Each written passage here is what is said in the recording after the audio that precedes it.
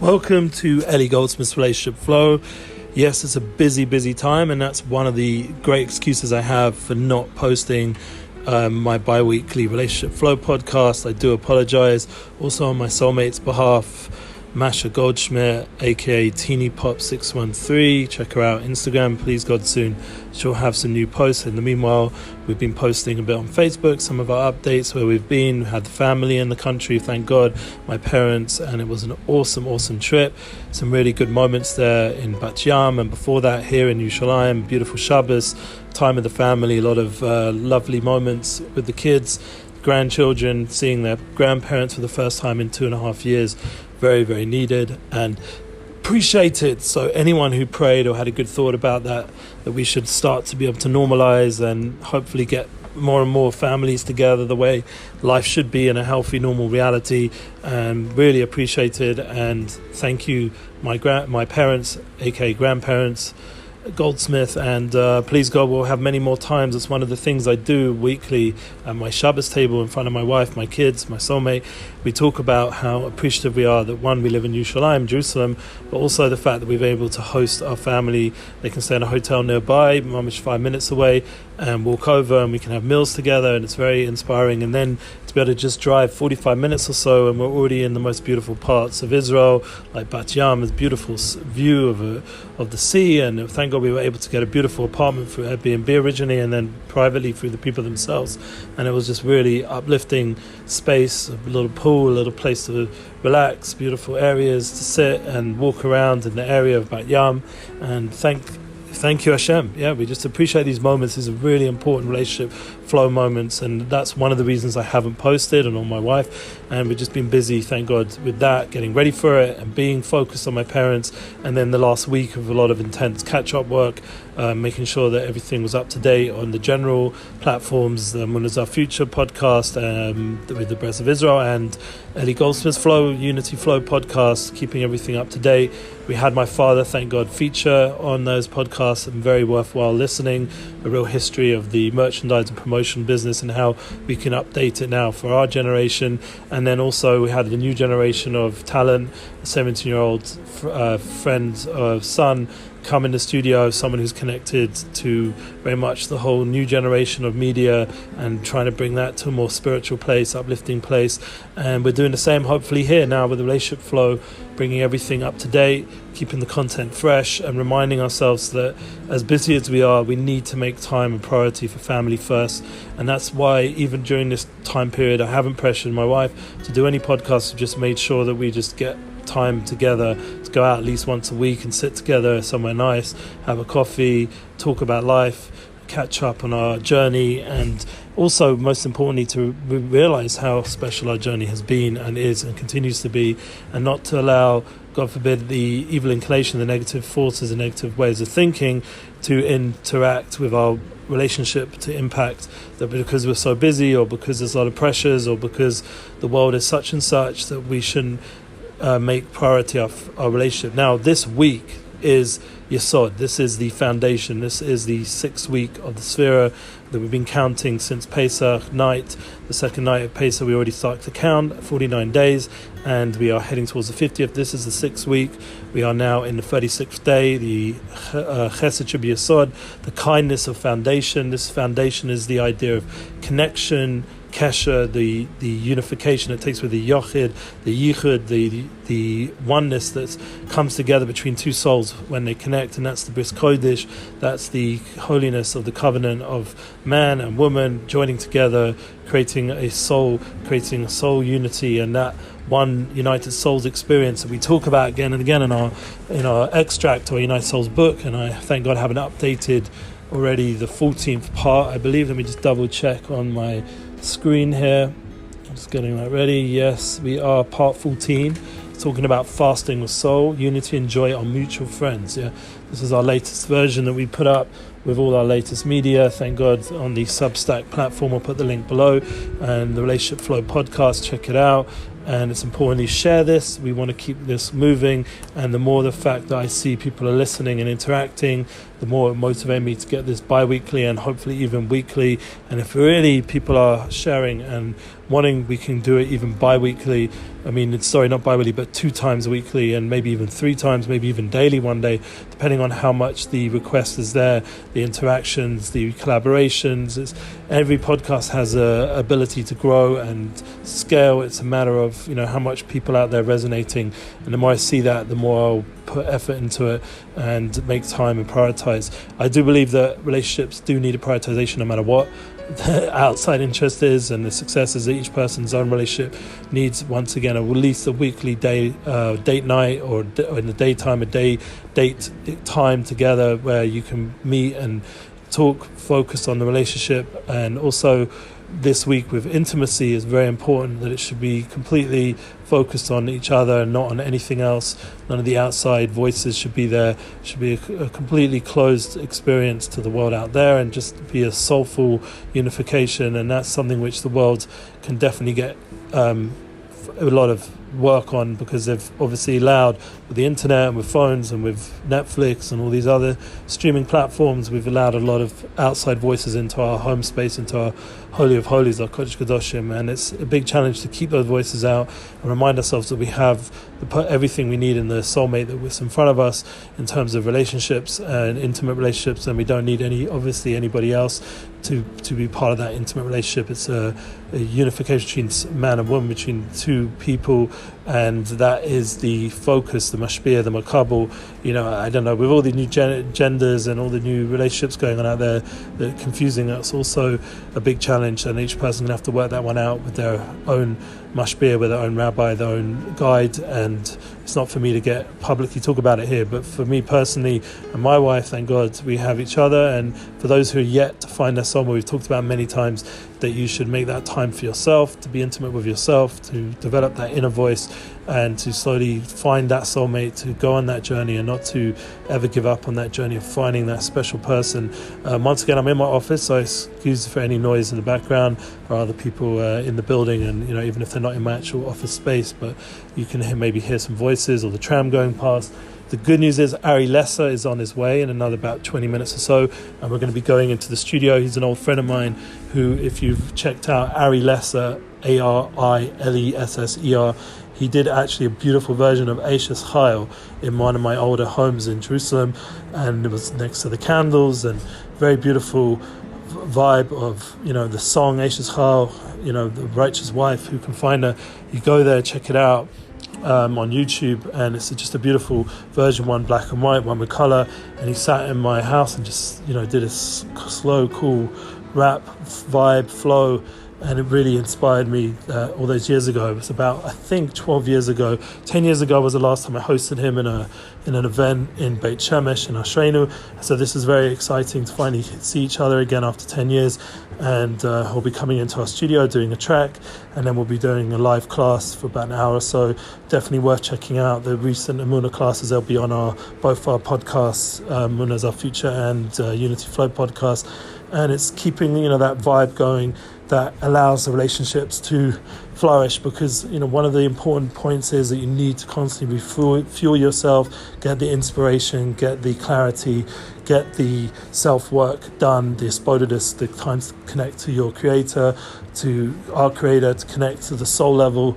These are the tools that will help us be more empowered in our relationship, and to also have obviously direct contact with guides and rabbis or whoever your spiritual guide is, to make sure you're working through your journey, and to discuss with those holy righteous people in the generation. There always are some. Someone was crying to me today that where's Rav Arush, because he's no longer president in our classes. Thank God he's still healthy and alive and doing things, but he can't no longer be part of the English speaking class, which is a very painful point. At the same time, he wants us to go ahead and keep doing these classes, and that's the concept, that even if the righteous person, or the person that we've all been turning to in this specific subject of Emunah, is no longer available, then he himself wants us to go ahead, just like what happened with Chabad.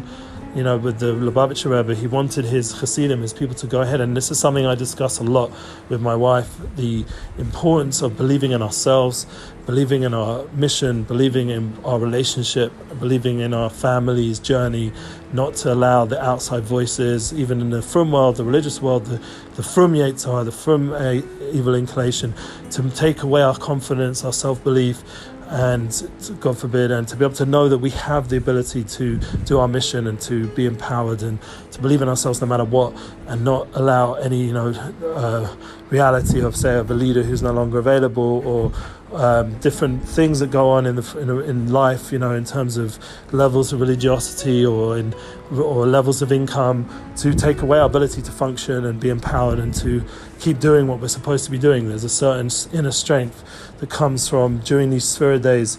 It gives us strength, especially we went through Netzach and Hod. These are two special times of empowerment, of victory, and being able to listen and have that humility together with the victory, and then at the same time coming together now with synergizing, with joining and becoming one, experiencing the connection of the Tzaddik, of the righteous connection point, that Kikol b'Shamayim v'Aretz, that place where heaven and earth meet, and that's that intimate place in the soul level and in physical reality, emotionally as well. Obviously, the 9% of intimacy, as we've spoken here in the intimacy relationship series, I recommend listening back to that, especially during this week of Yesod, is the idea of the emotional level is really key. Tony Robbins talks about it. Other people, it's a well-known concept that the key to intimacy is emotional connection, and therefore there needs to be a lot of time to talk out things and connect. Just reading an amazing quote from Dr. Jordan Peterson on anxiety. It's a tweet that when he put up, I think must have been over the weekend, and I shared it on some of our platforms. I think it's something that everyone needs to work on. I'll read some of it. If someone's anxious about something and it's getting in their way, you take what they're anxious about and you define it, because that already delimits it. One of the problems with being anxious about something is you don't speak of it. It's like Voldemort. I think he's a character from Potter, Harry Potter series. There's some evil character who's hiding things, I suppose. And then, if you don't speak of it, it's way bigger than it should be. As soon as you start talking about it, you cut it down to size. So this is a tweet, so I'm going to like that tweet. You're not as afraid of as many things as you think, and you're braver than you know and more capable. So as soon as you're brave enough to start talking about what you're afraid of, you see that there's more to you than you thought, and that there's less to the problem than you thought. And then you need to construct it into smaller problems and then figure out how to approach those smaller problems. It doesn't seem to me that you get less frightened. It seems to me you get more courageous, which is way better than being less frightened, because there are lots of things to be frightened about. So for courageous, that really does the trick. What an amazing, amazing quote from Dr. Jordan Peterson, who should be blessed. That was an amazing, amazing concept. Having the strength and working it through with your soulmate, that is one of the key points. Intimacy, it gets rid of so much anxiety, worry, concerns, being there for each other, strengthening the relationship. That is the power. The Netzach, the Moshe and Aaron, the Avram and Sarah, all the relationships in the Torah that we read about, Mordechai, Esther. Someone wrote Im b'chuchosai telechu. The aim, the last week's parsha, or in this week's and the rest of the world, is Im, or Im is Rosh Tevis, first letters, Avraham and Aaron and Moshe, and it's also Rosh Tevis, Esther, Mordechai. So the idea of the relationship, having those two forces of Netzach Hod, having that back and forth between the two different kinds of victory and humility and strength and listening and being having empathy. I just heard another thing from Shai's Tal. Sorry to keep jumping around, but these are such important concepts that only someone who's gone through difficulties, gone through challenges, gone through struggle, especially in relationships, which is what we're dealing with here, that will give you the ability to then be more empathetic in your relationship. So if you've had a broken relationship, you've had a broken heart, or even in your own relationship that you're still in right now, there's been ups and downs. These are all moments that will hopefully strengthen you to have more empathy, more depth, more inner wisdom, how to approach these challenges that you're going through, rather than seeing them as holding you back. They're building you, causing you to grow, and that really is the key to the whole mission of what we're here for. The whole recovery world has become an actual revolution of people who are more humble, more tuned into their soul level, more tuned into their inner strengths to overcome such addictions, to overcome such challenges that our generation faces. It causes us to dig deeper into our soul, and that brings a deeper, intimate connection. That's where the yesod, the foundation, is. And that's why in your own relationship between your husband and wife, between your soulmates, to dig into that deeper place is going to be the key to success and to empowered relationships. So being that we're reaching the 50-minute mark, I'm going to end off this. I hope maybe to get a little section with my wife to add on to the end of this and put this out on the blogging platform as well. Keep sharing, keep loving, keep sharing your relationship feedback. We did have some requests of collaborations. I think they got traveling or whatever was going on with them, so that's on hold for now, but we'll get to it at some point in the right time, everything in the right time, with Amunah, with Simcha, with joy and happiness, complete these Sphira days, with hopefully with Shavuos, with the ultimate unification, the ultimate joy of where we'll see everything come together, with the ultimate divine expression of divine providence and how everything connects in an ultimate flow, a united soul experience. Once again, check it out, the link below, and share it, subscribe, and be in love and be connected, and give that time and connection in a deep way to the person you love, and it will bring blessing into all your relationships with your family, your friends, and the whole world. Amen. Thank you. All the best. Share your relationship flow.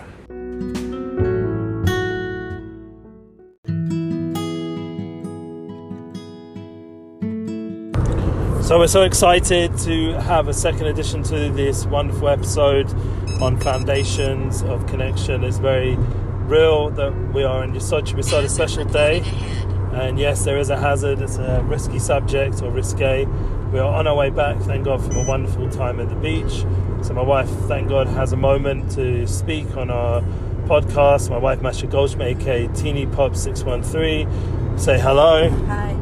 Yes, we have you on the audio. We're so excited to have you join today. So what would you say about, in terms of making foundation the connection point, connection moment of intimacy, but basically building towards those special moments, like through date nights or date days, or what we just did now, going to the beach, and even during, obviously there's times where we're not able to connect, but there's other parts of the relationship, friendship and building our lives together. What would you say on those points? That was quite a long-winded, abstract way.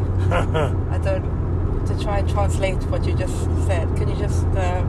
Basically, how to get more connection in our relationship. Are you asking a question, or are you... Just talking about it. Well, you what have you been speaking about? I just explained the idea of connection is to do with foundation, which is the yesod, the foundation of relationship, is the meeting point. Like when we get those moments of connection during the week, those moments of... when we need to we have to regroup.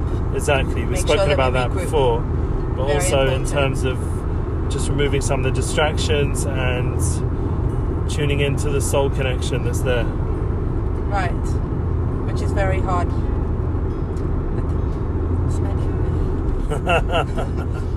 It's the road, we're passing that point again. Yeah. What was I going to say? Got distracted. Yeah. I got distracted by the smell on the road. Intimacy and connection. In 1 kilometer, exit right. Look,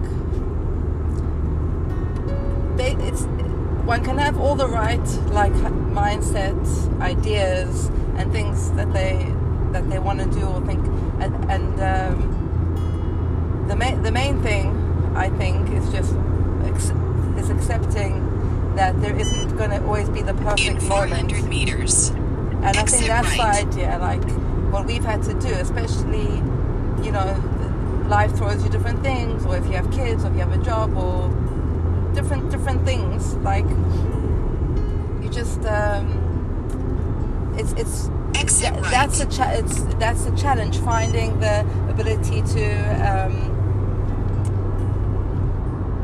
make the time for yourself and for each other. We spoke about this before.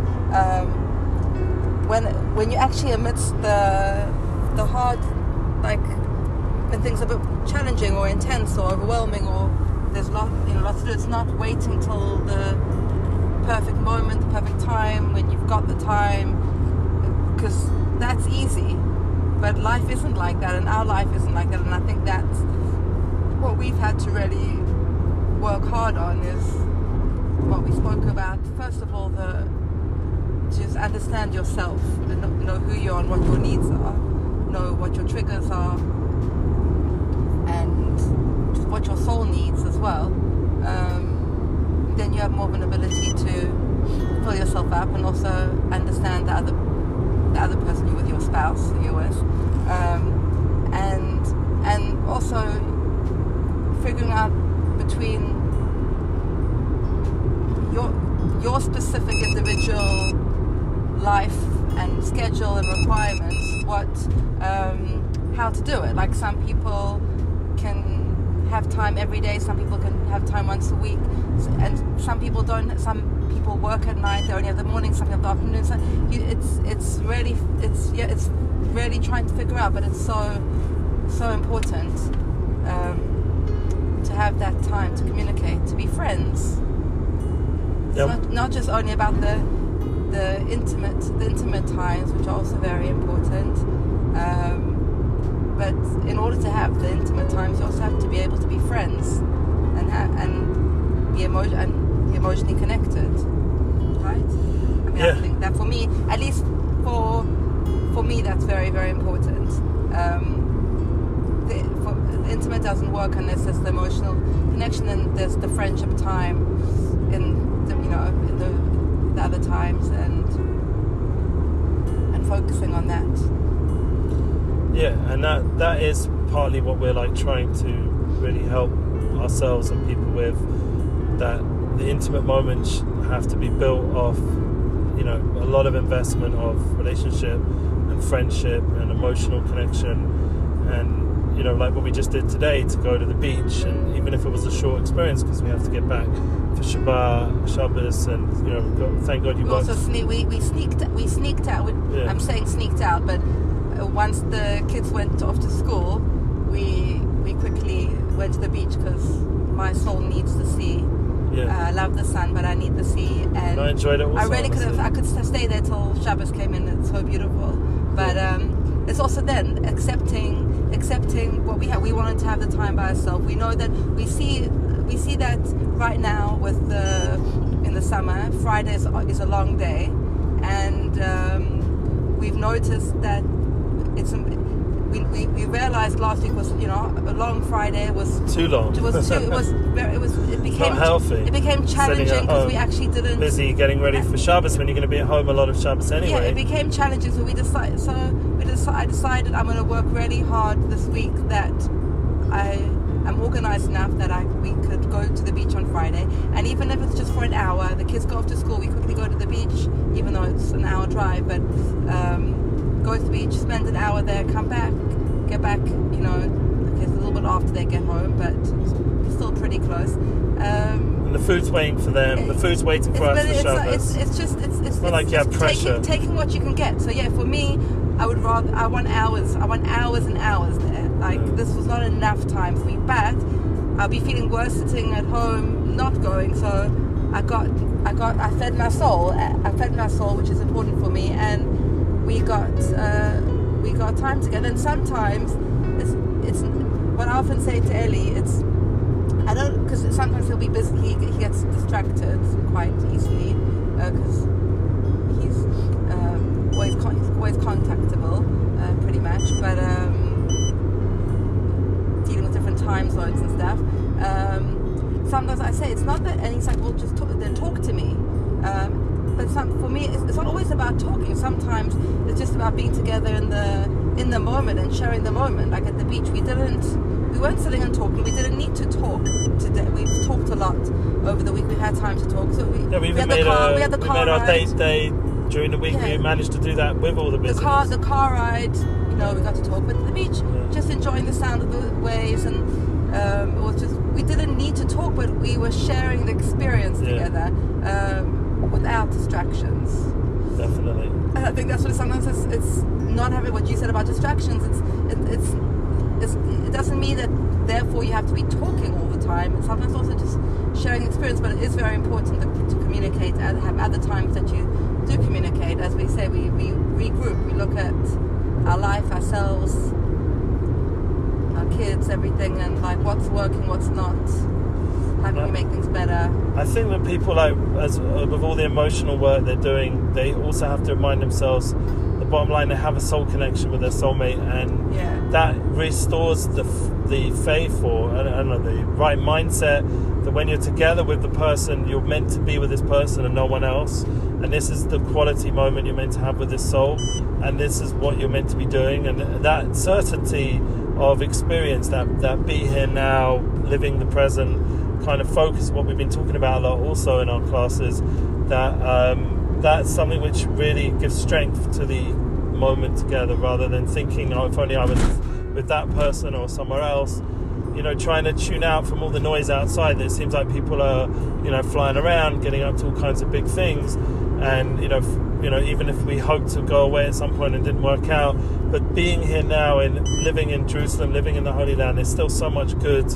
The fact that we can just drive 45 minutes to an hour to get to the beach and have those more intimate moments, or go to a nice location in Jerusalem, or even in our own home, once in a while. Yeah, that's the challenge point right now. Yeah.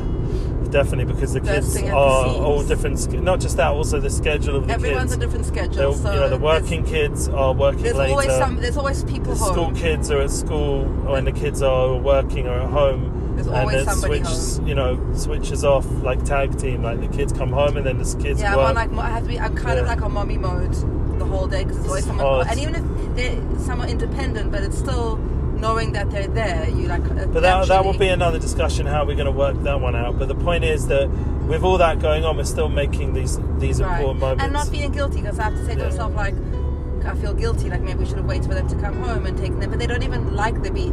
Yeah. The beach we did offer. The beach is it's like the ones who are available, we offered, and they didn't want to come. In the holiday time, we'll we have a full day, like and it's not pressure with Shabbos. And pressure with school and work and other things. So that would be the right time. I just know that like what we did today is we knew that we had to. I feel filled up now, that I can go back home and feel like I did something for myself, and I feel good, and my soul got fed a bit from the sea, and we had the time together, and so then I'll have more energy for the kids, I hope. Let's be optimistic. Yeah. Okay, wishing everyone a wonderful Shabbat. For us, it's only in a bunch of hours. We're going to, thank God, sit down to all the food's made. I've seen the cholas look lovely and all the different parts of food. Big respect to my wife, soulmate, for working so hard to make that happen, so we could have a time like this today and do the podcast. Big respect, and we hope we'll be back in touch with you guys, probably most likely after Shavuot, after the big festival next Motzi Shabbat. Next Saturday night we're going to have the festival, and we'll be hopefully having a nice meat meal in the night and then a nice milky meal in the day. We're excited to go there and have that experience of renewal with the Torah, and it will be exciting to join you again in a more summery vibe focus in the weeks coming. And thanks again for being here, sharing your relationship flow. Whoever's out there wants us to collaborate can reach out to the information in the description, and keep sharing the relationship United Soul vibe. Say bye. Bye. Bye.